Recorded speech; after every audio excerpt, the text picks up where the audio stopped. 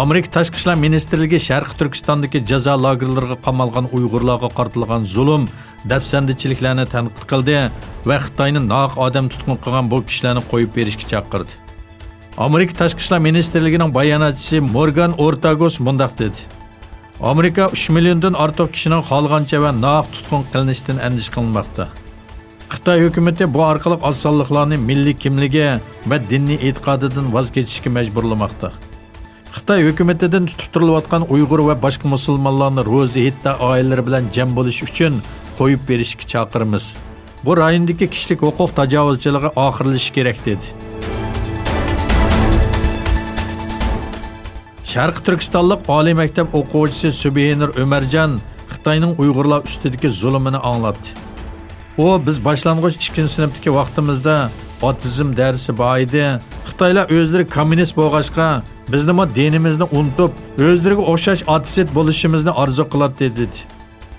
4 yil burun Turkiyaga kelgan Subinur tarixchi bo'lganligi uchun turmaga qamalgan bir dodi bilan 9 yildan buyongi onasi bilan ko'rishaolmagan bir onaning qizi. Türkiye Vatan Partisi tarafidan ishlab chiqarishda ilgirlash uchun Türkiye Xitoy hamkorligi degan temada o'tkazilgan yig'inning oxirgi qitimligi Anqarada ochildi. Yig'inda ochilish nutqi so'zlagan Xitoyning Anqarada turishlik bosh elchisi Dingli yaqindan buyon yuz bergan Amerika-Xitoy savdo ixtilofi va Huawei voqeasining dunyoga belgilik darajada ta'sir ko'rsatganligini ta'kidladi. Bu yana Xitoyning Turkiyadagi mablag'ini 2 hassa oshirish nishoniga yetishga oz qolganligi haqida to'xtalib, Turkiya va Xitoy savdo hamkorligi muqim bo'lgan ikki taraf munosabatiga ehtiyojli. Turkiya va Xitoyning o'zaro siyosiy ishonchisini kuchaytirish va ikki taraf munosabatining muqim bir holatga kelishi uchun kerakli xizmatlarni qildiganligiga ishonaman.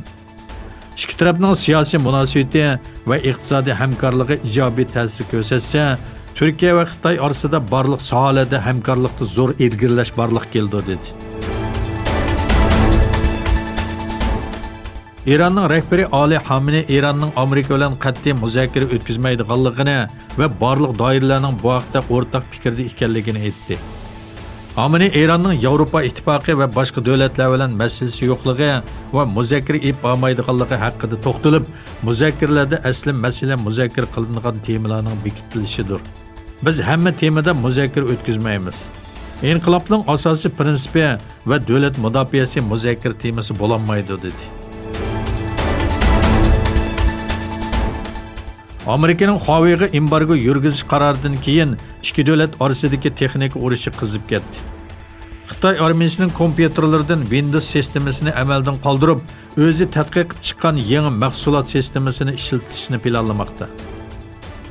Kanada Kanvan Asiya Mudofaa jurnalining bildirishicha, Xitoy armiyasining kompyuter to'riga kirishdan andish qilib, o'zining mashg'ulot sistemasini taraqqiy qildirib, armiya kompyuterlarida ishlatishni planlamoqda. Chelsea Yevropa Futbol Federatsiya birlashma musobaqasida Arsenalni yengib chempion bo'ldi. Ozarbayjonning Baku shahrida o'tkazilgan hal qilg'ish musobaqada Chelsea 4-1 natija bilan Arsenalni yengib chempion bo'ldi. Yevropa Lonqisi musobaqasiga 9-qitim qatnashgan Chelsea 6 yil burun yana 2013-yili 2-1 natija bilan chempion bo'lgan edi. Oxirgi qitim 2000-yildagi Yevropa Lonqisi musobaqasida Türkiye'nin Galatasaray komandasiga 4-1 natija bilan yengilib qolgan Arsenal 19 yildan keyin tekrar o'ynagan hal qilg'ish musobaqada yana Lonqaga erishamadi.